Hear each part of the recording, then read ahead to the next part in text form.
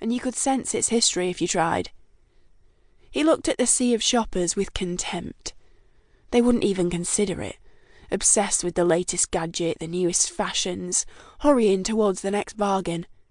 No, the city was wasted on them. Better they stayed down here.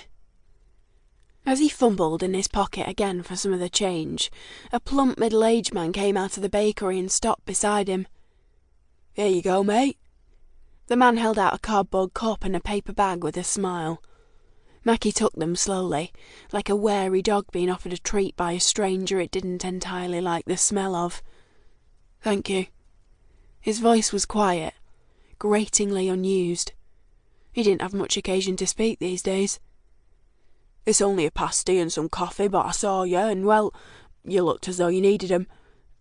Mackie tucked the paper bag containing the pasty, hot and smelling delicious, into his coat pocket, lifted the cup to his lips and took a small sip.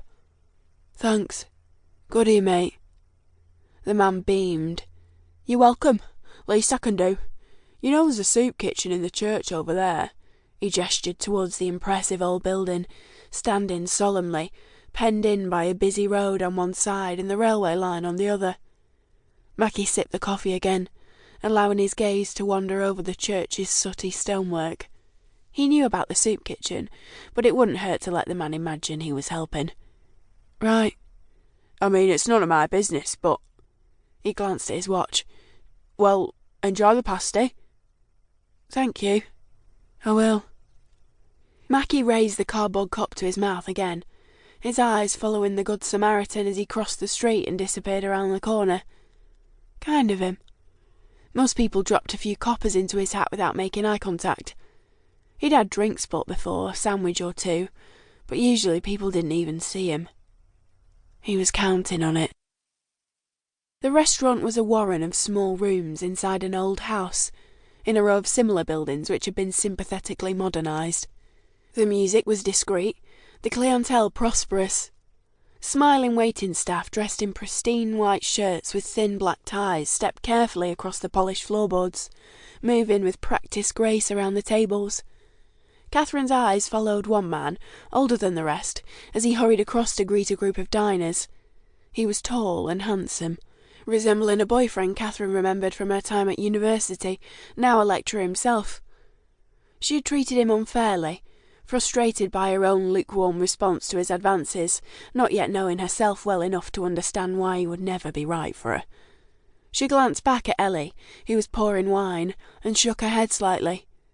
Ellie smiled, and Catherine was struck by how well they understood each other.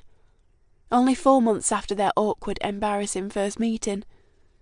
Ellie knew if Catherine had wine, she would end the evening slumped across the table.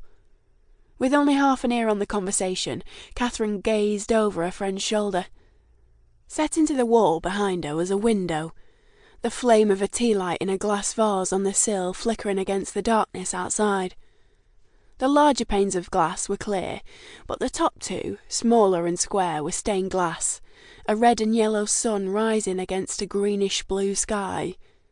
On a ledge outside, 2 fat grey pigeons huddled together, feathers ruffled by a slight breeze, their bright, beady eyes staring back at Catherine. A grubby yellow plastic sign on the wall above them warned CCTV cameras were in operation, while an empty ice cream tub, wedged next to the pigeons, overflowed with dripping water from a broken drain pipe above. The water ran down the brickwork beneath, a trail of green slime marking its path. The owners of the restaurant had apparently tried hard to create the right image and ambience inside their premises, while hoping no one would notice the cracks they had papered over. Glancing around at her companions, Catherine hid a smile. Who could blame them? It's what most of us do, after all. A young waiter, his red-blonde hair standing in improbable spikes, arrived at the table bearing 2 plates of food. Catherine caught Ellie's eye and consciously brought her mind back to being sociable. In this company it would be an effort, but they were Ellie's colleagues, and for her sake, Catherine would be polite. When all the food had arrived, and the wine glasses were filled again, Catherine dug her fork into her pasta, keeping her gaze on her plate. One of the reasons why she'd wanted to avoid this evening soon spoke up.